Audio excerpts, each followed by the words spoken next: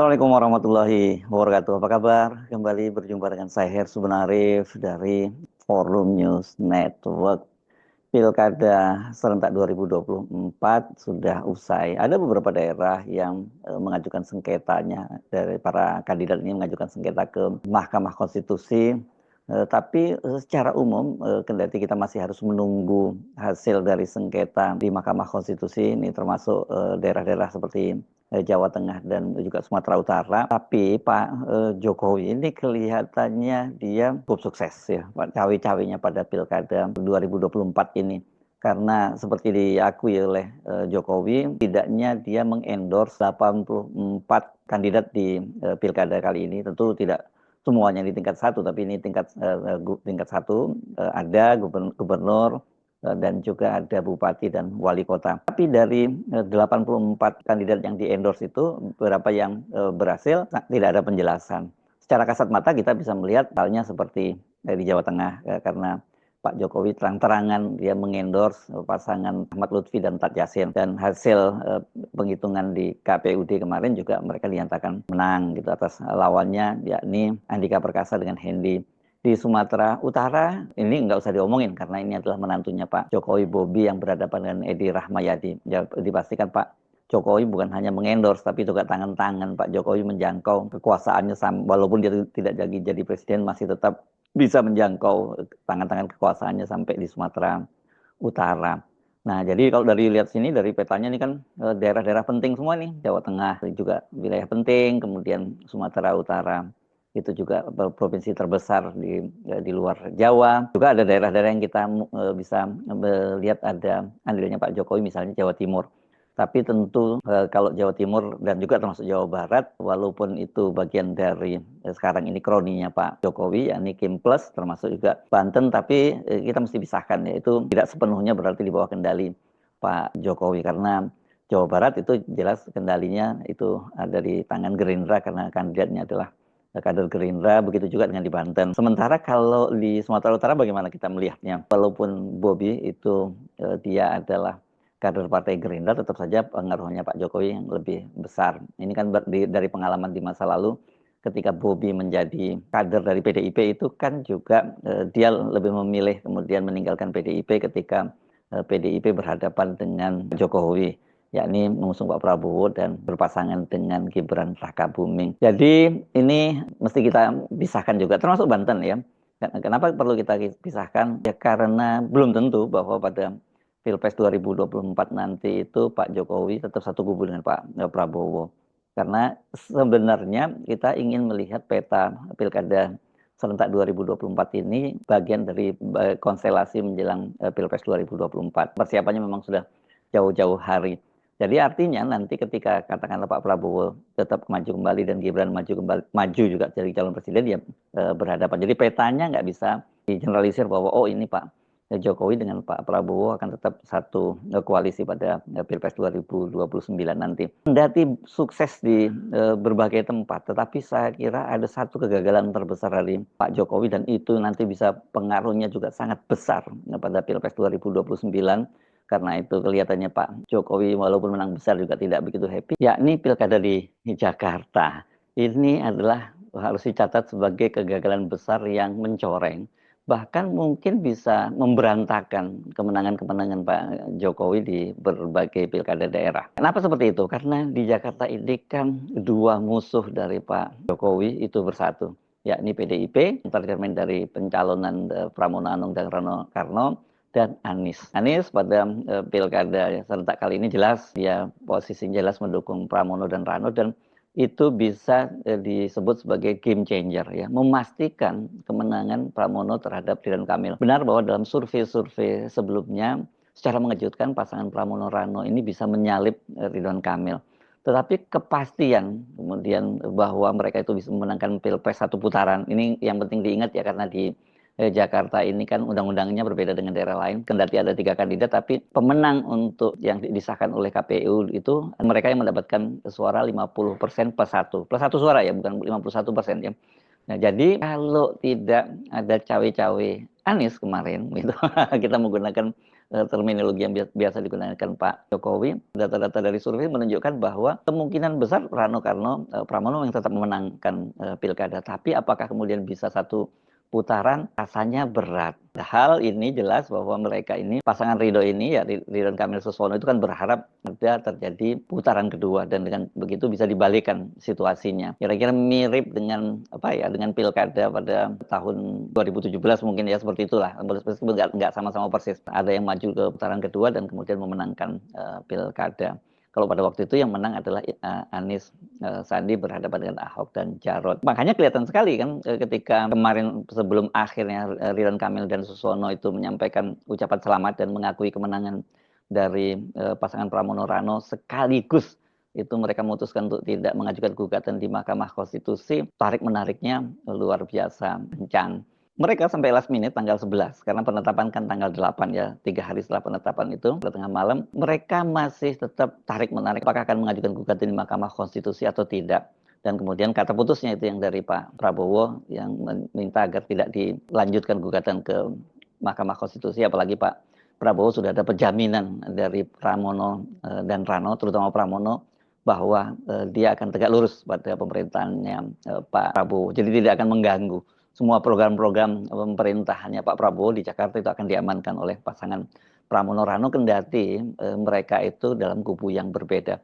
Tapi tidak demikian halnya dengan Pak Jokowi. Kenapa? Karena tadi ini hasil Pilkada Jakarta ini jelas membuat Pak Jokowi tidak happy bila dikaitkan dengan strateginya Pak Jokowi untuk mengusung Gibran menjadi calon presiden pada Pilpres 2029. Kita bahas satu persatu ya. Mengapa Pak Jokowi tidak happy? Kita mau ngomongin mana dulu? Mau ngomongin PDIP atau ngomongin Anies? Sama saja. Oke. Kita ngomongin yang karena yang kontestasi ini adalah pasangan Pramono dan Rano dan diusung oleh PDIP, kita akan bahas dari sisi PDIP. Pak Jokowi semua orang tahu dia ini dibesarkan oleh Ibu Megawati sejak masih dari Solo sampai kemudian masuk ke Jakarta menjadi gubernur dan kemudian menjadi presiden sampai 2 periode. Karena ambisinya yang ingin terus berkuasa sampai 3 periode dan ketika gagal ditentang oleh Ibu Megawati yang paling depan, partai-partai lain juga menentang tapi Ibu Megawati paling depan, kan kemudian dia menciptakan politik dinasti, yakni dengan cara menjadikan Gibran Rakabuming sebagai calon wakil presiden berpasangan dengan Prabowo. Ini jadi semacam tandem saja nih kalau dalam cara berpikirnya Pak Jokowi. Jadi Pak Prabowo ini aja jadi tandem yang membawa Gibran sampai Pilpres 2029 nanti. Dan setelah itu ya Gibran yang akan menjadi calon presidennya. Persoalannya sekarang dengan adanya Jakarta masih dikuasai oleh PDIP, itu kan berarti pertama Pak Jokowi itu gagal untuk menghabisi PDIP. Ini kan jelas sekali skenario-nya ya. Kita mesti mengulang lagi statement dari Andi Wijayanto, Gubernur Lemhanas yang mengundurkan diri karena lebih loyal kepada PDIP ketimbang Pak Jokowi, bahwa dia itu ingin memastikan mengalahkan PDIP. Dari 3 targetnya itu dia 2 yang sukses. Pertama, menurunkan suara PDIP, mengalahkan suara PDIP. 2, itu memastikan Prabowo Gibran, terutama Gibran ini terpilih menjadi presiden, wakil presiden. Semua ini berhasil. Tapi yang gagal adalah menjadikan PSI yang sekarang dipimpin oleh Kaisang itu menjadi partai yang ada di parlemen dan diharapkan nanti bisa menjadi kendaraan politiknya Pak Jokowi. Ini kegagalan Pak Jokowi pada kemarin, itu serial pada Pilpres dan Pemilu Legislatif. Nah, pada Pilkada kali ini sebenarnya Pak Jokowi itu juga terlihat ingin menghabisi PDIP. Terlihat dengan Koalisi Indonesia Maju Plus, membuat PDIP itu banyak sekali tidak bisa mengajukan kandidatnya karena tidak cukup kursinya, itu baik di tingkat provinsi maupun kota dan kabupaten. Dan salah satunya kan di Jakarta. Ya, di Jakarta itu kemarin ketika Kim Plus itu memastikan mengusung Ridwan Kamil dan Suswono, itu kan ada 2 yang kepastian yang waktu itu ya. Tapi Anies nanti kita bahas lebih lanjut. Tapi yang pertama bahwa Anies batal menjadi calon dan kemudian calon gubernur maksud saya, dan PDIP juga nggak bisa mengusung calonnya. Petanya kemudian berubah ketika Mahkamah Konstitusi mengubah ambang batas pencalonan melalui putusan nomor 70 tahun 2024. PDIP bisa maju sendiri, tadinya mau mengusung Anies tapi last minute batal dan akhirnya mengusung Pramono dan Rano. Pada waktu itu saya kira Kim Plus dan juga Pak Jokowi sangat pede bahwa nggak mungkin Pramono Rano ini bisa mengalahkan Ridwan Kamil dan Suswono. Kenapa? Pertama, dari sisi mesin politik itu Kim Plus diusung 15 partai politik, sementara PDIP itu hanya sendirian. Dan kalau kita berkaca kepada pileg kemarin, suara PDIP di Jakarta ini kan hanya 14%. Bahkan mungkin cenderung turun ketika di pilkada. Tapi yang tidak diduga-duga ternyata banyak faktor. Ini faktor Jokowi, faktor penolakan terhadap Jokowi itu membuat mereka tidak mudah memenangkan itu. Ditambah lagi ya Ridwan Kamil sebagai kandidat gubernur ini banyak sekali penolakan dari warga Jakarta. Jadi bayangkan Ridwan Kamil, satu mesin politik yang begitu besar lawan PDIP, itu udah nggak seimbang. Yang kedua, secara popularitas maupun elektabilitas, meskipun tidak terlampau tinggi, Ridwan Kamil itu justru ketika Anies tidak ada di dalam bursa pencalonan gubernur, Ridwan Kamil surveinya elektabilitasnya paling tinggi di Jakarta. Pramono nggak ada apa-apanya. Pramono itu seingat saya awal-awalnya cuma 1,5% saja elektabilitasnya di Jakarta. Jadi memang meskipun dia pejabat tinggi negara kan dia banyak di belakang layar. Jadi tidak terlampau dikenal oleh publik Jakarta. Situasinya pada waktu itu seperti digambarkan oleh Pramono adalah seperti Goliat, David melawan Goliat. Jadi sudahlah pokoknya iseng-iseng berhadiah. Tapi ternyata kemudian peta berubah dan mereka elektabilitasnya terus naik, dan ketika Anies itu bergabung semuanya berubah. Game changer namanya ya. Jadi Pak Jokowi gagal menyingkirkan PDIP bukan hanya di beberapa daerah lain, tapi yang paling penting di Jakarta. Ini karena bagaimanapun ini panggung politik di Jakarta ini biasanya siapapun yang jadi gubernur di Jakarta itu dia akan jadi pusat perhatian media massa. Kalau dia zaman Anies waktu menjadi gubernur Jakarta dengan Pak Jokowi sebagai presidennya pada waktu itu ya seperti matahari kembar. Itu ya, yang satu di Merdeka Selatan, yang satu di Merdeka Utara. Saya kira walaupun Pramono itu bukan tipe figur orang yang berkibar-kibar, tapi dengan dia menjadi gubernur di Jakarta ya mau tidak mau dia akan menjadi sorotan publik, dan dia pasti diperkirakan kalau dia mau sedikit di branding saja, dia bisa menjadi salah satu kandidat pada Pilpres 2029 nanti, apakah sebagai presiden atau sebagai calon wakil presiden. Itu dari sisi persaingan Pak Jokowi dengan PDIP dan Ibu Megawati, mereka ini kebobolan ini ya, walaupun mereka berkuasa di beberapa daerah, tapi ketika tidak menguasai Jakarta, ini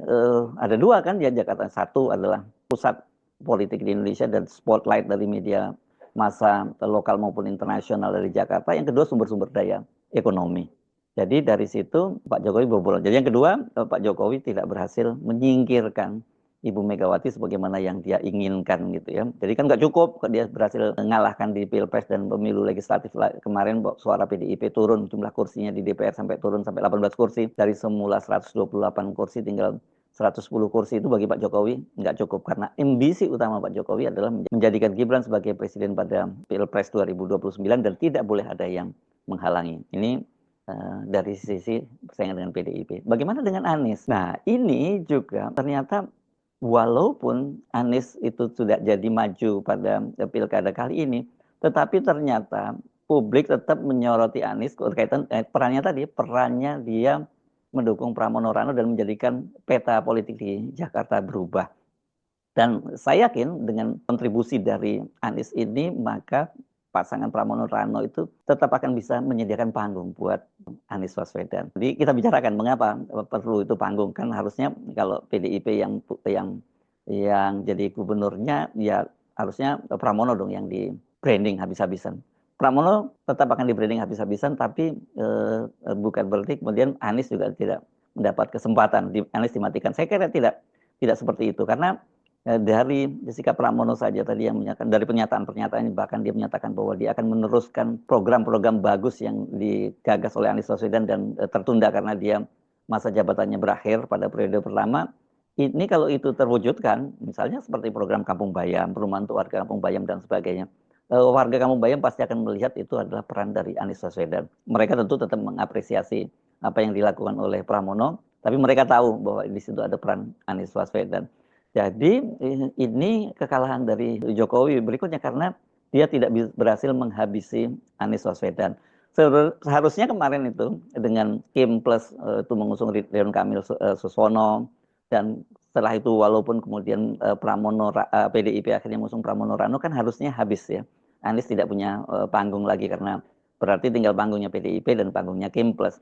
Tapi putusan Anies yang last minute akhirnya mendukung pasangan Pramono Rano, bahkan bukan hanya mendukung tapi langsung terjun untuk berkampanye, itu membuat dia kartunya tetap hidup. Saya menyebutnya memang sebagai langkah yang cerdik dari Anies Baswedan ini. Karena kenapa saya sebut cerdik, ada dua setidaknya keuntungan bagi Anies. Pertama, dia kartunya tetap hidup dengan kemarin dia mendukung Pramono Rano. Yang kedua, ini yang penting. Anies itu kemudian keluar dari stereotip bahwa dia adalah representasi kelompok kanan, calon presiden kelompok kanan, kelompok Muslim garis keras lah begitu ya, karena dia ternyata bisa bekerja sama dengan PDIP. Kan dengan begitu nanti Anies kemungkinan ditinggalkan oleh pemilihnya di kanan, saya kira tidak ya, karena tidak ada pilihan buat para pemilih yang di Islam garis kanan luar, katakanlah seperti itu. Anies akan tetap menjadi kandidat yang jadi pilihan yang terbaik. Nah, yang kedua, keuntungan Anies itu tadi bahwa dia keluar dari stereotip sebagai pemilih bahwa kandidat dari kanan luar begitu ya, dari kelompok Islam fundamental. Buktinya dia bersedia mendukung pasangan Pramono Rano, bahkan harus berhadapan dengan kubu di sebelah, yakni karena ada Suswono yang diusung oleh PKS, dan juga kelompok seperti 212 dan Habib Rizik yang mendukung pasangan Ridwan Kamil Suswono. Bukan karena kemudian mereka bersedia kerjasama dengan Jokowi, tapi lebih karena ada faktor PKS-nya. Dari sisi Anies, saya kira PKS belajar dari kesalahan mereka pada pilkada serentak kali ini ya, ketika mereka para kandidatnya di beberapa daerah basis tradisionalnya itu kemudian kalah, seperti di Depok, Bekasi, Jawa Barat gitu ya, dan juga kota Padang. Itu karena ya ada faktor Anies juga dia, karena mereka meninggalkan Anies. Yang kedua karena PKS kemudian menjadi pendukung dari politik dinasti. Itu dua kombinasi yang menyebabkan kemudian PKS banyak sekali kandidat-kandidatnya di daerah yang basis tradisionalnya dia kemudian kalah. Jadi dari sini saja kita tahu justru pilkada Jakarta 2024 ini betul-betul sebuah hasil yang sangat tidak dikehendaki oleh Pak Jokowi. Jadi kalau Pak Jokowi ngotot ingin terus mengajukan sengketa ke Mahkamah Konstitusi dengan berharap putaran kedua bisa mengubah situasi, Pak Prabowo tidak. Karena Prabowo dengan PDIP itu tidak ada persoalan, beda halnya dengan Pak Jokowi. Jadi dengan situasi semacam ini, Anies itu akan tetap menghantui Pak Jokowi sampai Pilpres 2029. Padahal harusnya kemarin itu kan pilkada serentak ini bisa jadi pukulan yang telak yang mematikan dari Pak Jokowi baik kepada PDIP maupun Anies Baswedan. Jadi sekaligus Pak Jokowi bisa melempar batu dan dua burung mati sekaligus. PDIP yang tiba-tiba sekarang partai yang pernah jadi induk semang dia dan Ibu Megawati yang pernah jadi induk semangnya tiba-tiba menjadi musuh bebuyutan.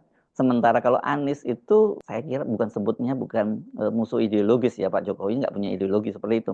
Lebih pada ya musuh bebuyutan yang dia anggap bahwa ini akan jadi penghalang untuk kalau dulu pada waktu itu menjadi matahari kembar berhadapan dengan Jokowi, yang berikutnya tentu yang paling dipikirkan oleh Pak Jokowi masa depan Gibran pada Pilpres 2029. Jadi situasinya seperti itu ya. Sekali lagi kan nanti Pak Jokowi memenangkan banyak pilkada seperti klaimnya gitu, ada 84 yang dia endorse, dan memang secara kasat mata terlihat yang paling nyata itu di Jawa Tengah dan di Sumatera Utara. Tapi karena kalah di Jakarta itu bisa memberantakan semua skenario Pak Jokowi untuk mengusung Gibran pada Pilpres 2029. Kenapa kita bisa kok ada yang bilang ini jumping conclusion ini, Hersu ini kok sudah menyebut bahwa Gibran akan jadi calon presiden pada Pilpres 2029. Tanda-tandanya sangat jelas. Sebagai wakil presiden sekarang Gibran tuh nggak bekerja sebagai wakil presiden yang membantu pemerintahnya Prabowo. Dia lebih berkampanye di mana-mana, dia bagi-bagi susu, turun temu warga, pokoknya menciptakan kerumunan seperti bapaknya dulu. Dan itu sekarang enaknya dia menggunakan anggaran negara gitu ya. Jadi apalagi targetnya kalau bukan untuk Pilpres 2029. Relawan-relawannya juga sudah mulai diaktifkan kembali. Tapi dengan kemungkinan Anies kartunya masih hidup, dan apalagi kalau nanti dipasangkan dengan Pramono sebagai calon presiden dan calon wakil presiden, saya kira ini akan berat buat Pak Jokowi, apalagi sekarang dia sudah tidak berkuasa lagi seperti sebelumnya. Saya Arif dari Forum News Network. Sampai jumpa lagi. Wassalamualaikum warahmatullahi wabarakatuh.